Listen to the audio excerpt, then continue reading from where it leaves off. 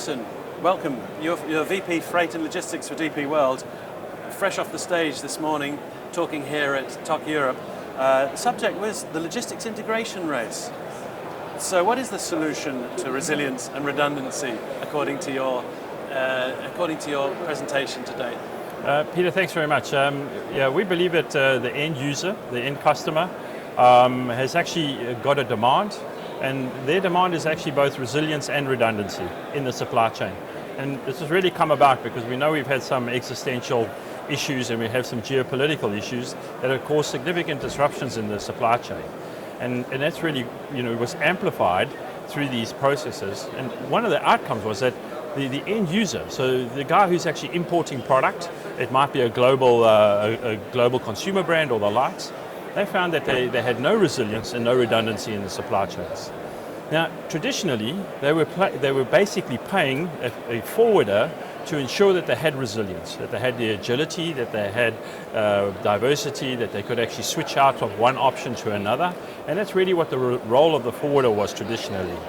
But unfortunately, the business has become so commoditized, the container trade has become so commoditized because everything has just been based on price. That service, that resilience, being able to offer and switch between different providers has actually dissipated completely. So really what we believe is that the next step is actually blending resilience and redundancy together.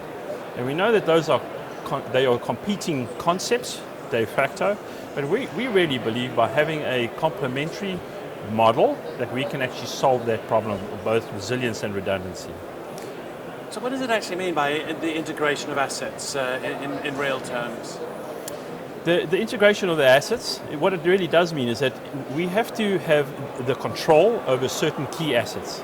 And that control over those key assets, let's call them choke points in the supply chain, right, is really essential. That's really the key to this thing. Now we as an asset owner, we can actually go, and we have some of those key assets already in our portfolio. We have Antwerp Gateway, we have Rotterdam World Gateway in Northwestern Europe, and elsewhere in the world. I mean, we're in 80 countries around the world. But let's just take that example of Northwest Europe. So we have these two deep sea terminals. We can commit capacity and we can expand that as well.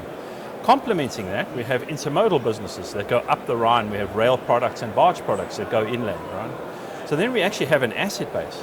But on top of that, if we could become a solution architect to the likes of a BASF or to the other manufacturers, chemical industries, maybe coffee manufacturers, etc., we could actually become with a solution to them that not only allows them and assures them that they have access over the assets, but we move further up the supply chain and offer them a solution of being a supply chain architect.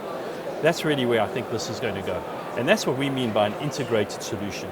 We believe that will be the solution, that'll be part of the problem. So it solves both resilience and redundancy.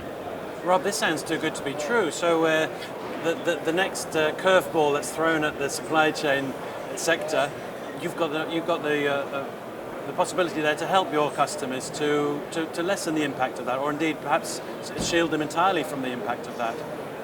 Well, I think it would be naive that we can foresee all problems. I think what history has shown us, particularly through these crises, is that there hasn't been enough resilience or redundancy. And yes, it does come at a price, and I think that's really important for the end customer to know. So the cargo owner at the end of the day is actually been paying a massive price. If you just look at it, what they've been paying their forwarders, the intermediaries, the margin that they've been paying them has actually doubled in the period when you look at 2016 to 2019 versus 2020 to 2022. And then we all know what happened to freight rates. Freight rates went over doubled, tripled, right, in prices. So that was, at the end of the day, who paid for that? It was the cargo owner at the end of the day. So of course, we cannot shield them from everything.